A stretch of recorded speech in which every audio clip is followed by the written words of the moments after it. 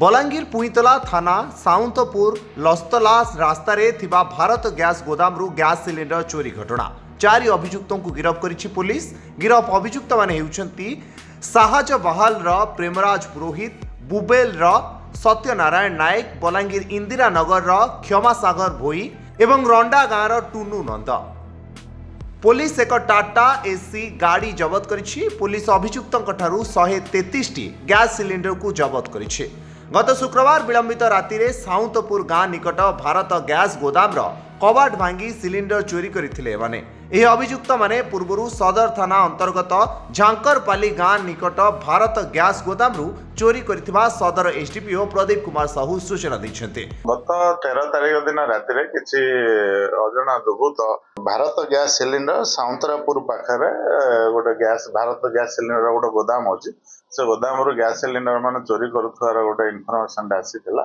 तारे बेसिस रे हम पुलिस एटे इंटरवेन करितला लोकल लोगों को हेल्प मध्यरे आउ सेठी गोटे गाड़ी सह किछि गैस सिलिंडर जबत हैतला। एतर जो माने इन्वॉल्व थिले एक्यूज माने फेरार थिले।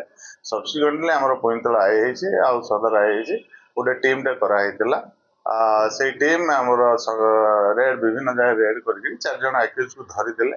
धरिकी पाखु गैस सिलिंडर जबत करते। या पूर्वर तार किसी दिन पूर्वर आम सदर थाना एरिया गोटे गैस गोदाम गैस चोरी होता। झांकरपाली पाखे गोटे गैस गोदाम अच्छी से भारत गैस सिलिंडर से किसी gas cylinder Bharat gas cylinder मान चोरी होता। तो दीटांग केस आक्यूज जो मैंने इनवॉल्वमेंट आसला आम 4 जण आक्यूज अरेस्ट करूँ। प्रेमजीत पुरोहित, सत्य अलियास सत्यनारायण नायक, क्षमा सागर भुए, नुनु नंद 4 जण अरेस्ट होते। गोटे टाटा एसी 4 व्हीलर गाड़ी जबत होती जो थे कि 51 नंबर सब गैस सिलिंडर लोड थिला। आउ सब्सिक्वेंटली रेड होकर 13टा भारत गैस सिलिंडर जोड़ा कि आम सदर थाना झांकरपाली पाखु चोरी होता से जबत होती। आउ 69 नंबर ऑफ या पूर्वर 2टा केस रेजिस्टर्ड होता पुराना केस से गुड़ाक इनवॉल्वमेंट बर्तमान एस्टाब्लिश होती।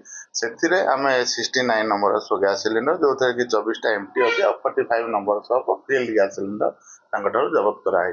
एमाने किसी दिन हम लास्ट 1 ईयर भितर 4टी केस करते और 4टा केस इनवॉल्वमेंट आसी अरेस्ट कर बर्तमान कोर्ट चला।